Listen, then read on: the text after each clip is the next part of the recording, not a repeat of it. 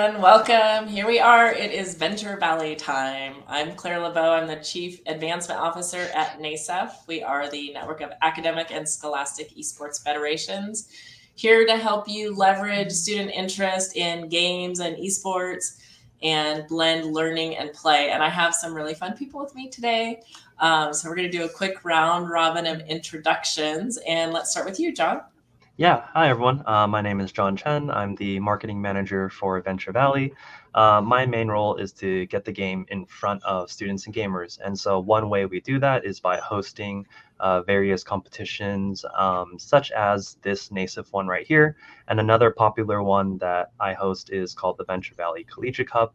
And the Collegiate Cup is a tournament competition that utilizes the Venture Valley game and is held in collaboration with the Collegiate Entrepreneurs Organization, and we pretty much take our game across to colleges across the United States, and it allows students to kind of showcase their entrepreneurial skills and tackle business challenges within Venture Valley. Awesome. All right. Entrepreneurship going on everywhere from middle school, high school, up into college, and well beyond. I'm going to just take 1 second and say my internet today is not fantastic. So, I mean, this is technology. We all deal with it. But if there is a lag, I apologize. But we are going to continue with this conversation because it's really important to have. We're lucky to have 2 students with us today. So, Joseph, you want to introduce yourself? Hello, I am Joseph, a freshman. I go to MHS High School in Monrovia. This is Jackson, my friend. Hi, I'm Jackson. I'm also a freshman, and I really like Venture Valley, so we're going to give you a little demo of the game today.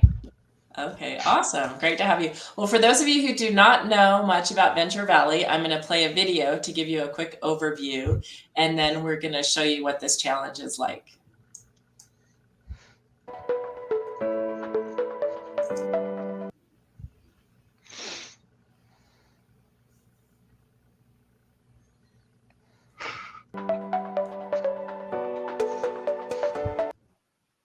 Oh my goodness.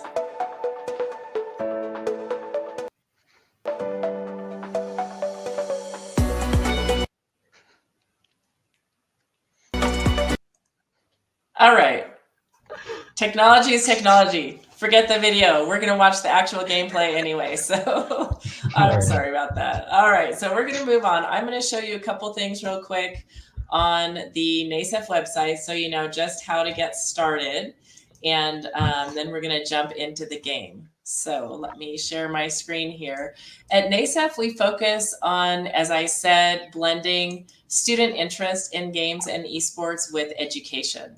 And so we do that in a variety of ways, but we're always looking to blend play and learning and always looking to really capitalize on the ability to learn about career pathways, to explore different pathways. And that's exactly what this challenge does.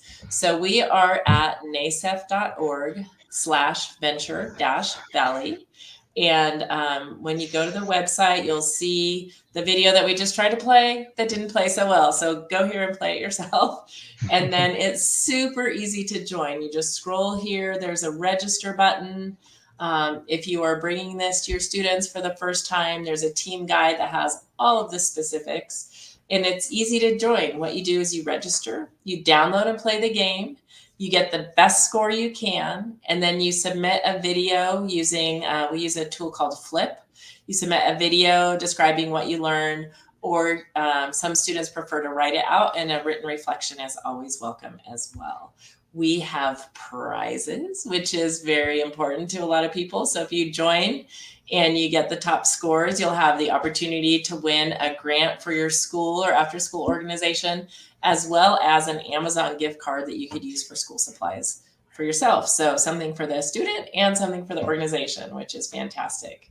And we'll get in a little bit later into the specifics of how to submit your scores. But for now, let's go ahead and let's jump back into, there we go. Let's go ahead and jump back into a conversation. So we're going to do some gameplay, and we are starting with, I think, Jackson is going to share his screen. Mm-hmm. There we go.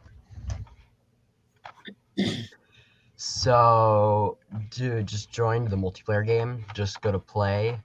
Hold on Multiplayer, one and then second. you can- Give me 1 second. It's just popping up on the screen now. Oh, okay. Let me do one.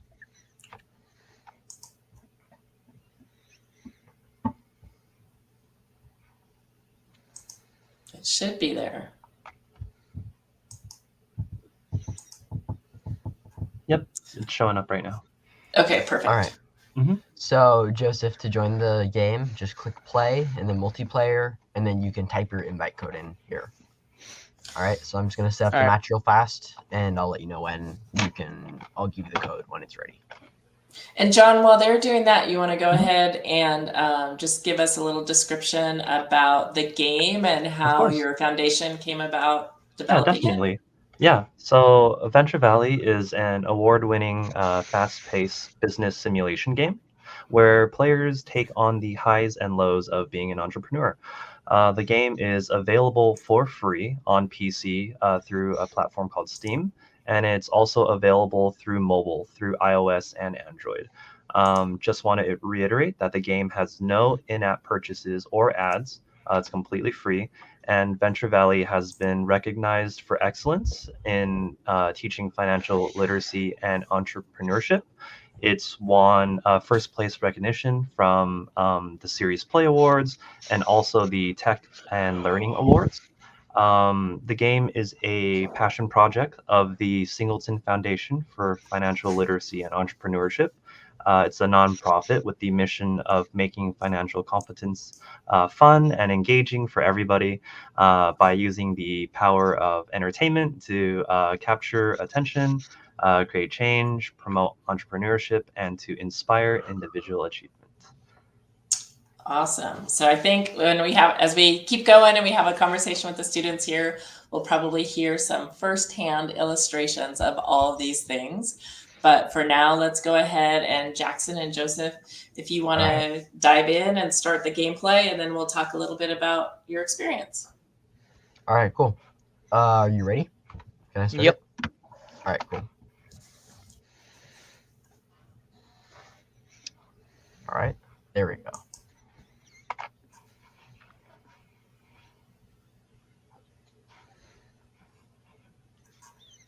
All right, cool.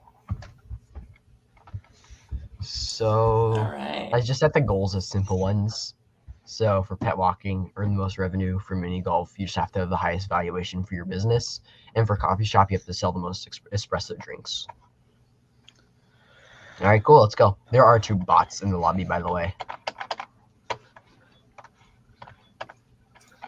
All right. So as you're going through and playing, tell us what you've played this before, obviously. That's why we asked you to come on the stream and tell us about your experience. So what kinds of things have you learned playing Venture Valley? Well, I learned, obviously it teaches you about how a business is run and all the small decisions you need to make when you're running a business. And I think it's really interesting. Mm-hmm. What are some examples of the types of decisions that you make? Like, for example, how I'm setting the employees' wages right now, how you have to set the wages for your employees. Obviously, if you pay them more, they'll do better work, but it also costs a lot more money. Mm-hmm. Setting the price of your items, maintaining your business, and doing maintenance to keep it working properly, and so on. Yeah. Joseph, does that sum it up, or are there other decisions that you make along the way that you try to be really careful about? That pretty much sums it up. Yeah. We ran a challenge in Venture Valley in the fall, and one of the submissions that we got, someone said they learned about paying off their loans. And I thought, well, that's a good life lesson too. Definitely. Yeah. So I'm just going to upgrade my business now to a level 2. So what does that mean? How do you upgrade your business? After you earn enough revenue, you can upgrade. You can, up here it shows I'm kind of close here, and I'm pretty close here. And then it allows you to sell the next tier of product. For example, for here, it was espresso drinks. Oh, I see. So you go from just plain old cup of coffee to being able to sell espresso, which is more expensive, and so it makes more money for you. Is that right? Yeah, and then of course I have to readjust all my wages because now my business is fancier. Makes sense. How did you figure out how to do all Oh. this? Just by playing a bunch of times? Yeah, I mean I've played a lot, so I just kind of figured it out as I went. Yeah. There we go. So Joseph, we're seeing Jackson's screen right now, but can you describe to us what kinds of things are you focusing on? So I am setting my employee wages, not too high, but high enough to where they work, they get paid enough so that they work hard. Mm-hmm. I am adjusting how much money that the products cost so that it attracts customers because it's cheap enough, but I Mhm. also don't lose revenue because it costs enough so that I don't lose any revenue. Gotcha. So Jackson, you're what I see you doing is just you're going back and forth and adjusting consistently, wages up or wages down. Yeah, I'm looking at these Marketing two numbers. I'm dollars. looking at the revenue here and then the overhead here. And if the Mhm. expenses are going up more than the revenue is going up, then I'll stop changing it, basically. That's my strategy. And it I seems to work. see. So I got to make see. sure I perform maintenance like I just did there. Okay. And then what are the cards that I saw at the beginning there? See the quick cards and boosted cards? What's the difference between those? These are cards that would simulate things that would happen in real life and basically like power ups. For example, for this one, as you can see, it gives you 200% base daily revenue, which can be really good for business. For example, I'm going to put this on my pet walking shop because I need to adjust some things in it like that. And then I also need to adjust my llama walking prices because I forgot to do that. Holy And cow, there's if also- somebody's doing alligator walking, you must have to pay them a fortune, huh? Yeah. Yeah, for sure. Okay. There's also this marketing tab, which it's not for these businesses I chose. It's not available, but it still shows how much market penetration you have. I'm pretty sure it's based off of where the businesses are located to each other, which is another strategy you can do, which is pretty interesting. So yeah, I mean it's a very in-depth game with a lot of stuff to focus on, but it's Right. really fun. Yeah. Yeah, essentially, the more you play, there's more business levers for you to discover. Kind of like you mentioned it in the beginning. Your business will have a higher valuation if you're able to pay off the loans and do kind of complex things like that. But when you first enter, you can really just focus on the simple things to kind of get started. So, like they've kind of already mentioned, setting the right employee wages, setting the right price points for your specific products. Trying to get that revenue as high as you can over your expenses. And when your business does well, you can upgrade it to expand your product line. That's cool. So is this the alligator shop? I was in Florida recently Yes, and so I I saw just- some real alligators swimming around. There is zero chance I would have alligator walking happening in my store. Yeah. So I use my boosted cards already, but basically these are like the really powerful versions of cards. As you can see, I can't play them again. They don't regenerate like the other cards do, but they are really powerful. For example, I gain 1,500% base daily revenue instead of 200% compared to a normal card. So they're like one-time abilities that are really strong, and if you play them right, they can give you a massive advantage. Cool. And how do you earn those cards, or you're allotted a certain number at the beginning of the game, and then once you use them, that's it? You're allotted a certain number at the beginning, Okay. so you have to play them correctly. Okay. Wow. So you're looking at the revenue right now, right? Is that your rank relative to the others? Yeah, this is the leaderboard placement for me. Okay. As you can see, I'm getting beaten by a bot. I'm not too good at the game, but And which one was Joseph? Wait, how's Joseph doing? We Joseph's shouldn't talk trying. He's a about it. fool. Yeah, Okay. let's not. I mean, the bots are pretty strong. Yeah, so, Right. they I'm are. struggling a little bit here. Yeah. That's all right. That's all right. When I play, my revenue has been much lower, much lower. So there's a reason why you are the experts for us here. I love when it rains money. I wish my actual job paid me by raining money down in cash. That would be fantastic. That would be fun. That would be fun. That would be fun. Yep. Right. So when you're playing this game, does it make you want to become an entrepreneur someday yourself, or to own your own business someday? Yeah, I mean, I've always kind of wanted to start my own business, and this game definitely provides insight on how I would do that. As I said earlier, all the little details I would need to start up a business, like paying my employees, and then being able to set the prices for the items. Yeah, I would say it's pretty helpful, and Yeah. it definitely makes me want to start a business even more. Yeah, that's great. Joseph, how about you? What's your experience been? Does this make you think, oh, I might want to be a business owner one day? Yeah, before I found this game, I didn't think too much of it. I thought I maybe just get a job, like just a normal job and work. But now that I started playing this game, I see that although it's not easy, this is probably one of the best ways to be an entrepreneur, just to make your own business. Mhm. It definitely isn't easy. There are many things that you need to worry about, such as the employee wages, how much you want to sell the products for, so that you don't um, lose more money than you gain. Um, but overall, I believe that being an entrepreneur is better than just finding a normal job. As in, there's more customizability with it. You can do really whatever you want. You can make anything work. Um, yeah. Yeah, that's awesome. Yeah, I agree. Another cool feature I really like is that you can transfer money between businesses.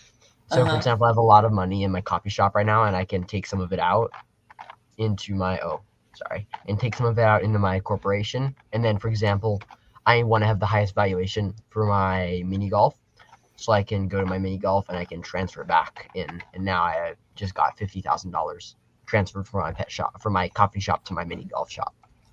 Okay. And so, what would your motivation be to transfer between different businesses? If one business is struggling and is going to go bankrupt, so you can transfer from one that's going to be successful. Or, I mean, if you I don't really know if it helps complete goals. I'm assuming it probably does. But yeah, just if one business is struggling, probably is the main reason you would want to. If you're going negative in money and you need to upgrade your business to get out of that. Mm-hmm. Well, and that seems like that copies what happens in the real world, where, I have friends who owned 2 restaurants, and one was doing really well and they opened a second. And then as the second was struggling, they could use some of the profit from the first one to keep the second one going until they built a customer base and figured out what are the special foods we should offer here, or, all the things that it takes to have a successful business. So that totally makes sense. Oh, we have a Well, winner. yeah. Looks like And we the both winners. lost the bot. The winner's the bot, of course. So let's talk about your tips for beating the competition. And let's see, are you gonna keep sharing, or are you done? No, Do you I wanna I can stop now. Okay, awesome. Thank you. So, what are your tips? I think you kind of talked through them a little bit, but what do you Yeah, think? I did. Well, I would say one of mine is that right away you want to set the wages in your business, right? Your employees' wages really fast, because they can bring a lot of customers in, and you get a lot more money or a lot more revenue from having good wages. So that's always the first thing I do when I open a business. That makes sense. How about you, Joseph? So in Venture Valley, there's something that you can do called upgrading. You can upgrade your business so that you unlock a new product that you can sell. And I found that the best way to play this game is to upgrade your business as soon as you can, so you can unlock this new line of product. Because having 2 products will attract twice the amount of customers that you get, because there's two things you need that they could buy instead of one. That makes sense. That was like when you had the coffee shop and you went from having just regular coffee to also having espresso drinks. Is that an example? Or the Yes. one where you could upgrade to alligator walking if you were that crazy of a person? Yep. Yeah, and I mean, another tip I have, which I touched on earlier, is that you can transfer money. I used to forget it was a feature a lot, and I would lose a lot of games because I would just forget to transfer money, and one of my businesses would die. But it's a really great feature if you have one business that's doing really, really good and one business that's tanking, and you can kind Okay. of get even with it. Right. That Yeah, makes a so I lot of mean, those are sense. 3 really good tips we would say are good for new players to start learning the game. Okay, cool. So just a reminder, we are in the Venture Valley season right now, and you've got some time, like a month and a half until submissions are due, and then it'll take us a little bit of time and we'll announce the winners. But don't procrastinate, start playing the game now and play it several times so you can learn and improve your score, and then you can submit just your highest score because you want to win, right? And then how to enter. So again, the website is nasef.org/venture-valley. And then you're going to sign up. You're going to play the game more than once, as I said, and then you're going to record your video or write your reflection and submit to the leaderboard. So those are the step-by-step instructions of what to do.